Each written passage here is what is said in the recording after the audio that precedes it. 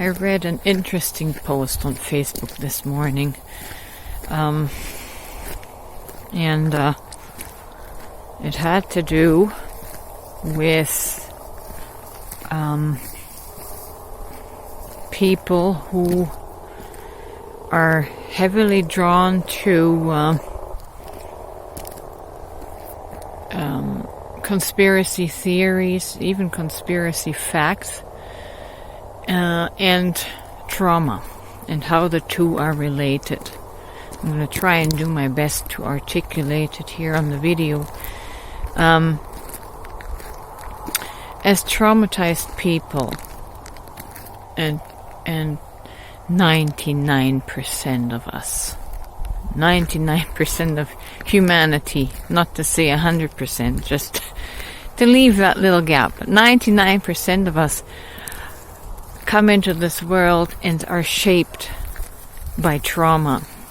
And that alters us on the inside, in the subconscious. It makes us feel distrusting, insecure, unsafe, and all of that. And what the article said is that when a person, it always immediately jumps to government conspiracies. It's an unconscious trauma response to this subconscious pattern and imprinting of insecurity, unsafeness, and it's the nervous system and the mind jumping at information that gives the person a sense of control. For example, to be in the know gives a person a mental sense of control, and all it serves is to try and regulate the nervous system that responds to these underlying imprints, vibrational imprints of not feeling safe and insecure. These are all unconscious mental responses, simply to try and self-regulate. Really, our being here has very little to do with what takes place on the outside, the narratives that play out on the outside. Our subconscious mind, our subconscious soul really runs the show, runs the actions that we perform externally. And they come either from fear and insecurity or love and security, right? The person that is not so traumatized, didn't grow up with a lot of trauma, or the person that has healed their inner trauma, they're less likely to conduct themselves in a consciousness of suspicion, fear, distrust, angst, because they grew up in a more safe environment. So their nervous system does not have this imprinting of vigilance, constant vigilance, constantly having to look out for your safety, right? And the conspiracy hunters, those who see a government conspiracy in everything, and let me just say that government conspiracies do exist. Governments always do things in secret, but that's not the point of my video.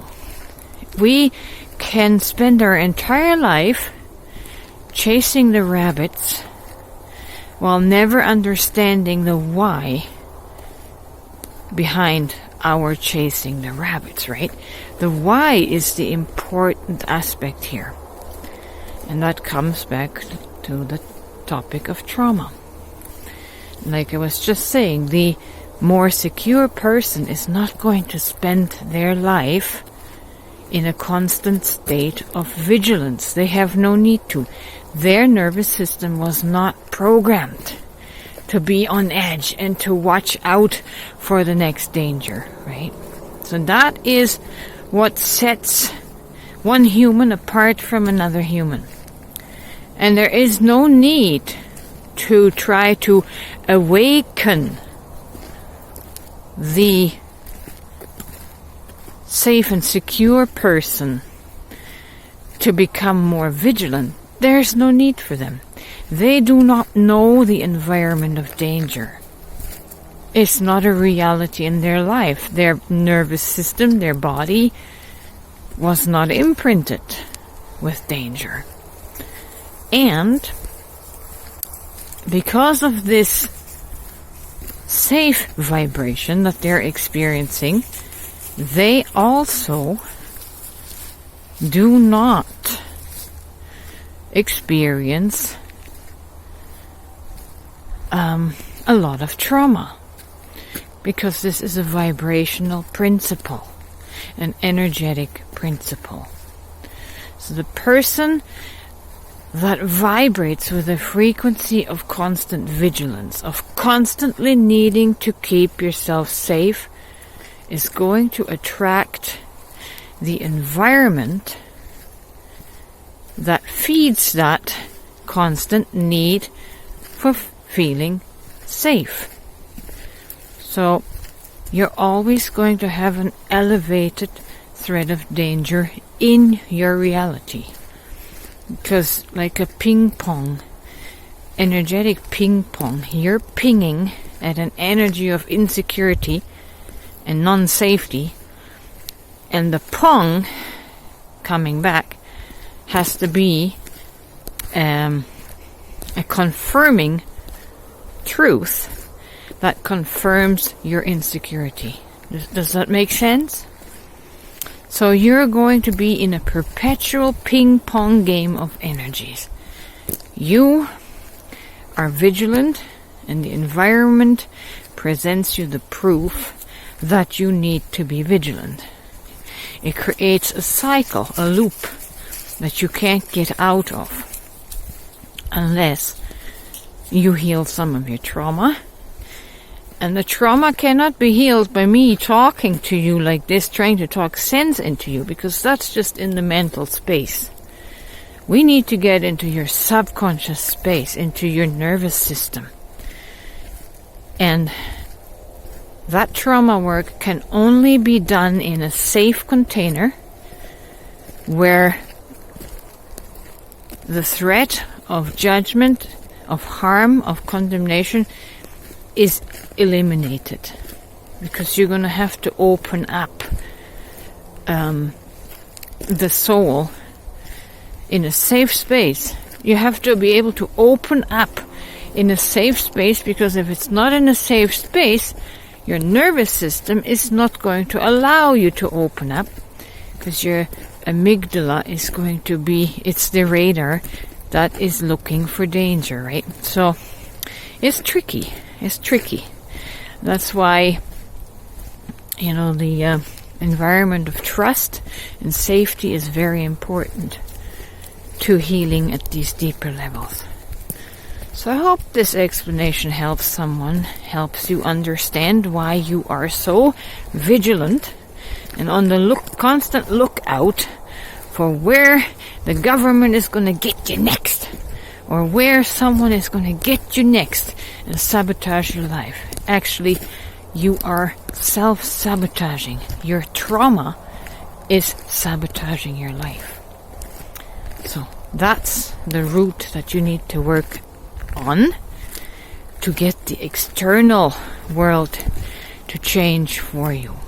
It's going to be a slow process, because it took years to get your nervous system programmed into fear.